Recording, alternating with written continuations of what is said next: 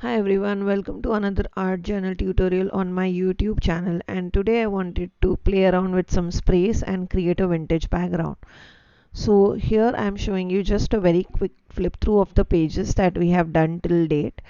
Now I will provide you the link of this complete playlist in the description below so that you can check out each and every tutorial of these pages in case you are interested. Now this page was already stamped and colored from our previous pages, and I have already gessoed it using some vintage gessos that we created ourselves in our last project. So again, link of all those projects are below, but bottom line, this page is already gessoed. And here I start off with spraying some Victorian pink spray. This is art spray by CrafTangles. As you can see, it is extremely vibrant. I just added a couple of drops. I think my sprayer was slightly clogged because I had not used it since long time, and that is why instead of spraying it kind of threw drops. So not an issue. What I did was I took some water in my other sprayer bottle and I sprayed it and kind of diluted the color because the color was extremely vibrant, and then I spread it with a paper towel, and wherever I feel that there is excess spray, I took it with a tissue paper, which was lot, because this color is extremely powerful, potent and vibrant. As always with all my videos, whatever products I talk about or use will be linked below in the description in case any point of time you are curious on what products I am using. Now that I'm happy with how the spray layout has come, I move on to the next part of my project, which is adding some stamping and creating interest. Now I knew that I was not going to do a lot of watercoloring on top of it, and that is why I'm using distress inks in two colors, which is vintage photo and pumice stones, and I will stamp with them on top of my art journal page. Now distress ink ideally are not perfect for stamping because they don't create a very well stamped image. They kind of create a abstract stamped image, but that was completely fine because that was the look I was going for. Now here I am showing you that whenever I have some extra inks on top of my stamp, I simply stamp them on my future pages, and I don't let those go to waste because those will create a background for my future page. Now here I already have removed some scrap of papers, laces, etc. that I wanted to use for my project. So first things first, I wanted to make my laces look more vintage because that was the idea that I was going for.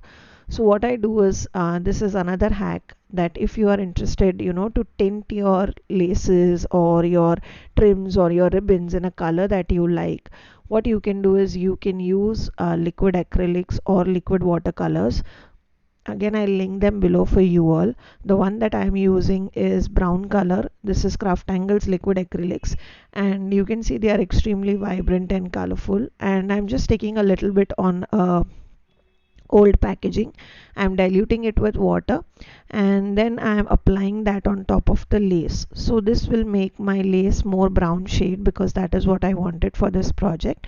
However, you can tint it with any color of your choice. It can be green, blue, etc. In one of my future project, I will be tinting a lace with a liquid watercolor because that is something that you can also do, and I'll show you in my later project. Now here I am using another lace like a piece. So this is a die cut by one of the CrafTangles latest release, which is ornate borders, and I thought that this will kind of give shabby chic look to my project. So I wanted to create a shabby chic vintage background, which is also colorful. So that was the idea for this particular art journal. So here you can see the layout I have created using some scraps, some old laces and some die cuts. And now here is one of the old Tim Holtz ticket book. I don't think this is any longer available, but the whole idea for me in art journal is that I want to use of some of my old supplies which has just been lying around because I have been hoarding them for some projects. So I thought that this will be a good place to start using them. So here I chose the word soar, and then what I'm doing is I'm sticking those papers that I have cut out and already scrap pieces of papers that I thought will go well with this layout, and then I'll stick the laces and the die cut as well. So you could have used anything that you have here based on the theme of the project that you are going for. My case, I had a lot of pattern papers that I have, like 7 8 years old, such kind of ticket books by Tim Holtz and ephemeras that I have, so I kind of am using them in my projects. Next up, I used one of the vintage photo from Prima Vintage and Prima Vintage book, and one of the sentiment from Tim Holtz sentiment sticker. The sentiment says ordinary people can do extraordinary things, and I really like this picture of this old couple from Prima Vintage book, so I'm kind of using them in the layout as shown. Next, I move on to the left side of my page, and again I'm creating a vertical layout same as the right page, and I'm using the same paper which I have used on the right on the left, and again using the same lace. So what I'm doing is I'm kind of repeating my products that I have used on the right on the left to kind of make it a more synchronized page rather than two pages being completely individual. And then this is another sticker book by Tim Holtz. As always, don't worry guys, all the products that I'm talking about are linked below for you all. So I'm using that particular sentiment which says I'm absolutely certain on the left side. So the whole quote says that I'm absolutely certain that ordinary people can do extraordinary things, and I felt it kind of went with the layout. And then just to add a little bit of shimmer, what I'm doing is I'm using CrafTangles watercolor pan.